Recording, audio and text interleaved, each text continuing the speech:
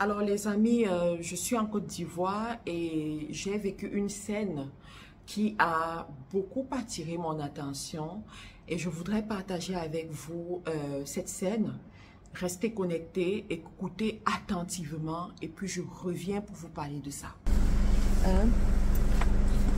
Allez, vous ne parlez plus. Tu es quitté au village quand? Il ne comprend pas français. Ah bon, il comprend quoi? Djoula. Dis-lui ce que je dis.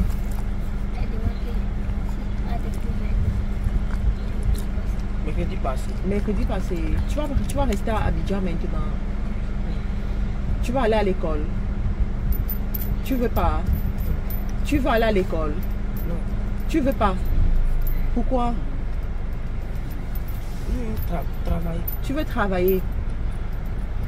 Tu veux faire quoi? Tu veux faire quoi? Mécanicien. Mécanique. Hein?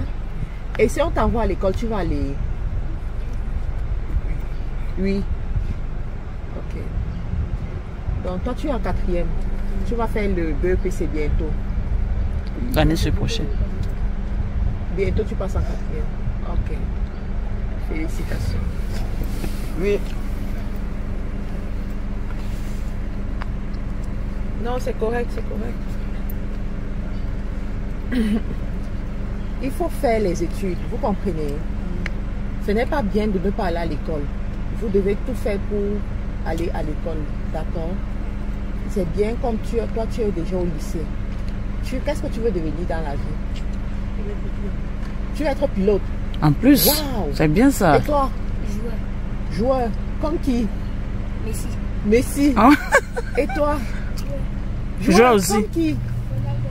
Hey. Ronaldo. Waouh. Et toi, tu veux devenir quoi dans la vie? Joueur. Joueur. Je le dis parce que les autres ont dit aussi. On veut devenir mécanicien. Écoutez les enfants.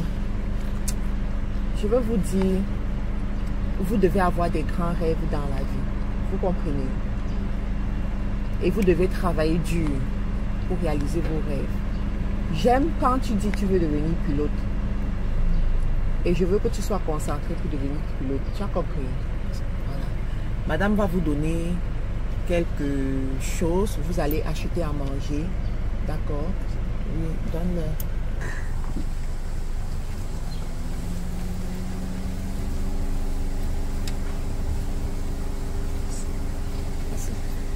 Que Dieu vous bénisse.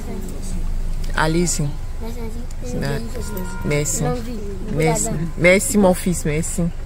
Alors comme vous pouvez le constater, il s'agit de quelques gamins là que j'ai rencontrés et puis j'ai eu cette conversation avec ces gamins. De cette conversation, j'ai tiré 3 leçons que je voudrais partager avec vous aujourd'hui dans le but de vous sensibiliser, dans le but de vous encourager, dans le but de vous booster. La première leçon, c'est que tout le monde mérite l'éducation. Tout le monde mérite d'être scolarisé. Parmi ces enfants, vous avez vu ce jeune garçon qui a déclaré qu'il venait du village, qui avait même du mal à comprendre le français et à le parler aussi, et qui n'est pas scolarisé. Il ne va pas à l'école et il ne va certainement pas à l'école parce que ses parents n'ont pas les moyens de l'envoyer à l'école. Aujourd'hui, dans nos États, la scolarité devrait être gratuite. Et les enfants qui viennent des familles pauvres devraient être supportés par les institutions publiques pour aller à l'école. Pourquoi? Parce que dans un pays où le taux de scolarisation n'est pas élevé ou alors où le taux d'analphabétisme est élevé, voilà, on aura des futurs délinquants. On aura des futurs braqueurs, des futurs voleurs, des futurs vauriens, des futurs bandits en d'autres termes. Pourquoi? Parce qu'ils n'ont pas été éduqués, ils n'ont pas été sensibilisés à certaines choses. On ne leur a pas montré les bonnes manières, d'accord? Tout ce qu'ils savent, c'est qu'ils doivent se battre pour survivre dans la nature. Tout ce qu'ils savent, c'est que la vie est difficile. Ils ont connu la vie dure depuis longtemps. Ils n'ont rien connu d'autre que la dureté de la vie. Et ça les révolte à certains moments, surtout que ces enfants qui sont en ville, durant la période scolaire, Ils voient d'autres enfants qui vont à l'école dans des grosses voitures. Ils voient d'autres enfants qui mangent des gros pains.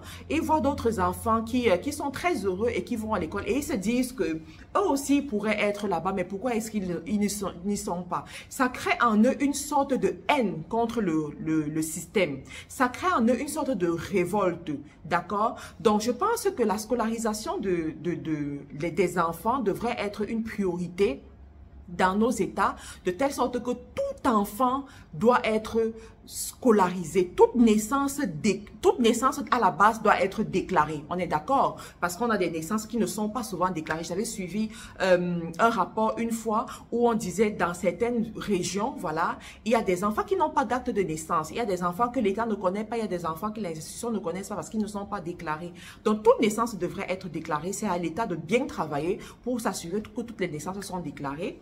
Deuxième des choses, toute naissance déclarée, on doit s'assurer que l'enfant suit le processus de scolarisation au point d'être scolarisé et avoir au moins le diplôme de base. Au moins le diplôme de base, d'accord? Alors, il faut savoir que moi, je suis la présidente d'une association, voilà, d'une association de leaders et d'entrepreneurs chrétiens. Et dans le cadre de cette association, nous avons décidé de scolariser 250 enfants au Tchad.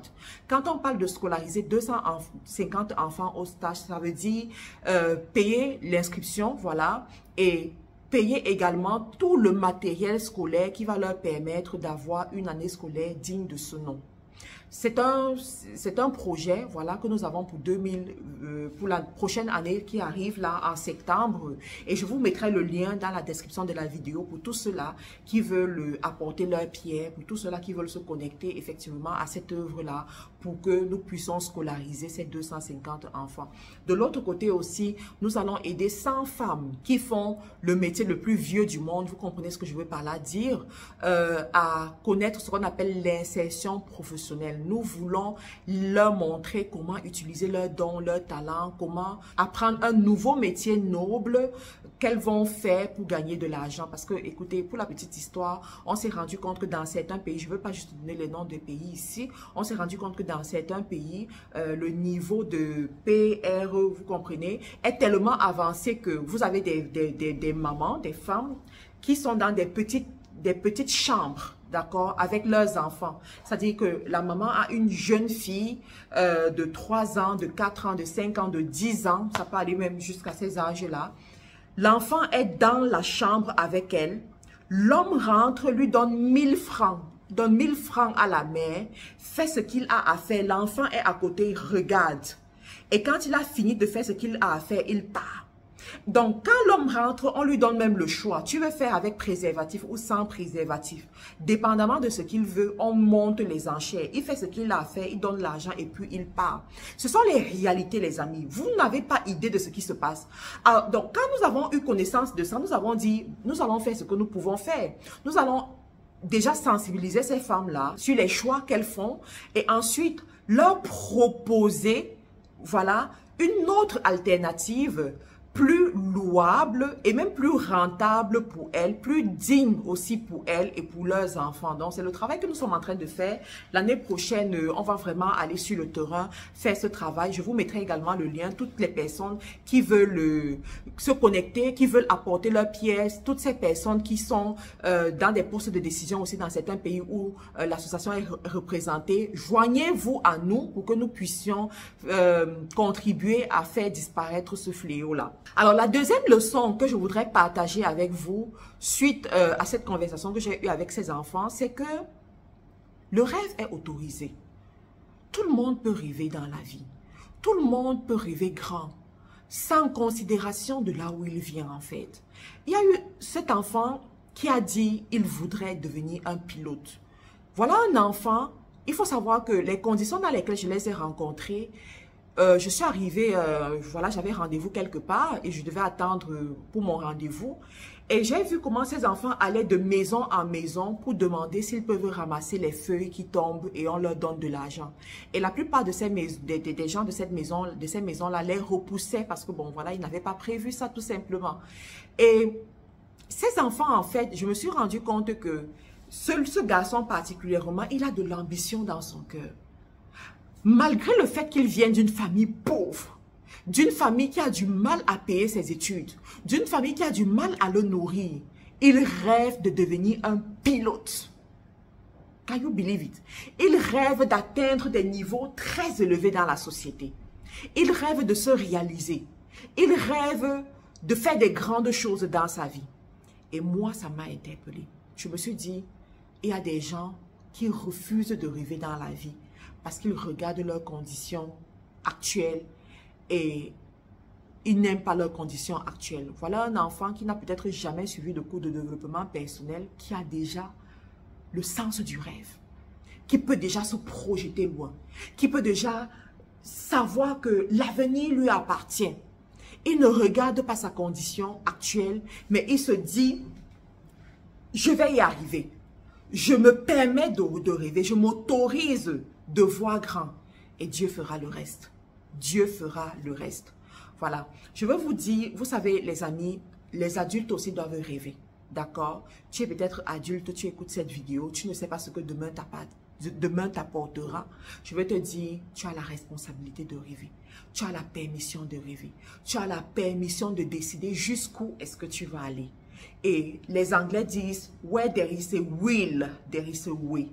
Where there is a will, there is a way. Ça veut dire que partout où il y a la volonté, il y a un chemin. D'accord? Si tu as la volonté de devenir pilote, il y aura un chemin qui va se frayer pour toi. Si tu as la volonté de devenir un grand homme d'affaires, une grande femme d'affaires, il y a un chemin qui va se frayer pour toi. Si tu as la volonté de conquérir le monde avec ton produit, ton service, il y a un chemin qui va se frayer pour toi. Est-ce que tu rêves assez? Est-ce que tu vises assez grand?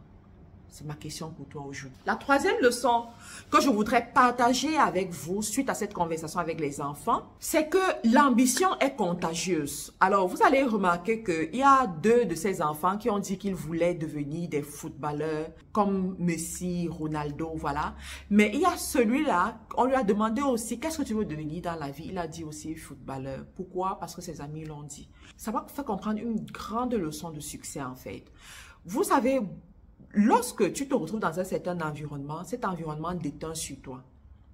Quand tu marches avec certaines personnes qui font certaines choses, que tu le veuilles ou pas, tu finiras par faire comme ces personnes avec qui tu marches. Pourquoi? Parce que la loi de l'association est en application. Alors voilà des enfants qui marchent ensemble parce qu'il y a certains qui veulent devenir footballeurs directement. L'autre nourrit aussi l'ambition de devenir footballeur. Ma question pour toi aujourd'hui, c'est de savoir avec qui est-ce que tu marches. Quels sont les rêves des gens avec lesquels tu marches? Quels sont les centres d'intérêt des gens avec lesquels tu marches? Parce que tu le veuilles ou pas, la loi d'association va être en mouvement et tu seras englouti dans cette loi. Alors, fais gaffe que les gens avec qui tu marches ont des projets ambitieux. Des projets qui t'inspirent, des projets qui te boostent, des projets qui te challengent. Fais l'effort d'avoir auprès de toi des personnes qui ont des projets nobles auxquels tu t'identifies et que ces projets nobles, en fait, te contaminent aussi. D'accord? Voilà. Donc, si tu viens d'une famille pauvre, aujourd'hui tu es en situation de pauvreté et que tu réussis à avoir une personne dans ta vie qui est déjà à un niveau élevé, qui parle de certains chiffres d'argent et tout, ce que ça va faire dans ton esprit, c'est que ça va briser le mythe, ça va briser la glace, ça va briser le plafond de verre. De plus en plus, ton esprit va concevoir que avoir cette somme d'argent, c'est possible. Tu l'as vu chez l'autre. Ah bien, si c'est possible pour l'autre, c'est aussi possible pour toi. Vous savez, Napoléon Hill dit que tout ce que l'esprit est capable de concevoir, l'esprit est capable de le manifester. Ça, c'est fort, hein? C'est très fort. Tout ce que l'esprit est capable de concevoir, l'esprit est aussi capable de le manifester. Ça veut dire que dans la vie, si tu marches avec un type de personne, supposons que tu n'as jamais eu 1 million de francs CFA dans ton compte bancaire. Tu as un salaire qui rapporte peut-être moins de 100 000 francs. Ensuite, les dépenses viennent tellement prendre rapidement ton argent que tu n'as jamais eu 1 million de francs CFA dans ton compte bancaire. Je suis en Côte d'Ivoire, je parle en francs CFA. Alors, c'est valable aussi pour ceux qui sont à l'étranger, ceux qui sont en Occident et qui vont parler du million d'euros, du million de livres sterling, du million de dollars. Si tu commences à marcher avec ceux-là qui ont les projets de 20 millions, les projets de 50 millions, les projets de 100 millions, mon ami, rapidement, tu vas te rendre compte que c'est accessible. Et rapidement, toi aussi, tu auras des idées qui te permettent de manifester ce genre de somme d'argent. Vous savez, j'avais vécu quelque chose d'extraordinaire avec mon mentor qui est en Angleterre. Je vous en parle régulièrement. Un jour, elle m'a appelé. Elle m'a dit, viens, Karine, je vais te montrer mon compte bancaire. Elle m'a montré son compte bancaire. Elle venait d'avoir un paiement de 15 000 livres sterling. À cette époque, je n'avais jamais vu 1000 livres sterling dans mon compte bancaire. Elle m'a dit, voilà, on vient de me faire un paiement de 15 000 livres sterling. Et je voudrais te montrer pour te faire comprendre que c'est possible. Toi aussi, tu peux le faire. Si tu travailles, si tu es méticuleux, si tu es constante, si tu es excellente dans ton travail, tu vas arriver à ce genre de choses. J'avais pris un moment, j'ai regardé ce compte bancaire et je me suis dit, donc c'est réel. Donc effectivement, il existe des personnes que j'ai déjà eu à toucher dans cette Angleterre qui gagnent ce genre de somme d'argent des clients. Ça veut dire que moi aussi, je peux le faire. Et ça m'a donné la foi. Les amis, ça m'a donné une foi incroyable. Je me suis dit, je peux le faire. Et j'ai commencé à travailler de cette façon. Aujourd'hui, c'est devenu une réalité pour moi. C'est devenu quelque chose de normal pour moi. Vous comprenez? Je dis, c'est devenu normal pour moi. Donc, voilà les 3 leçons, voilà les leçons de succès que j'ai tirées de cette conversation avec ces jeunes que je voulais vous partager. J'espère que vous avez profité de tout ceci, que vous avez aimé. Si c'est le cas, abonnez-vous pour ceux qui sont nouveaux et laissez-moi également un commentaire dans l'espace des commentaires. Pour ceux-là qui veulent prendre un rendez-vous d'affaires avec moi, c'est possible, vous pouvez prendre un rendez-vous. Pour ceux qui veulent s'inscrire à la formation de leadership, là où on change les vies, là où on crée les futurs millionnaires, inscrivez-vous à cette formation. On commence très bientôt. Les informations sont dans la barre de description de la vidéo et on se retrouve à très bientôt les amis.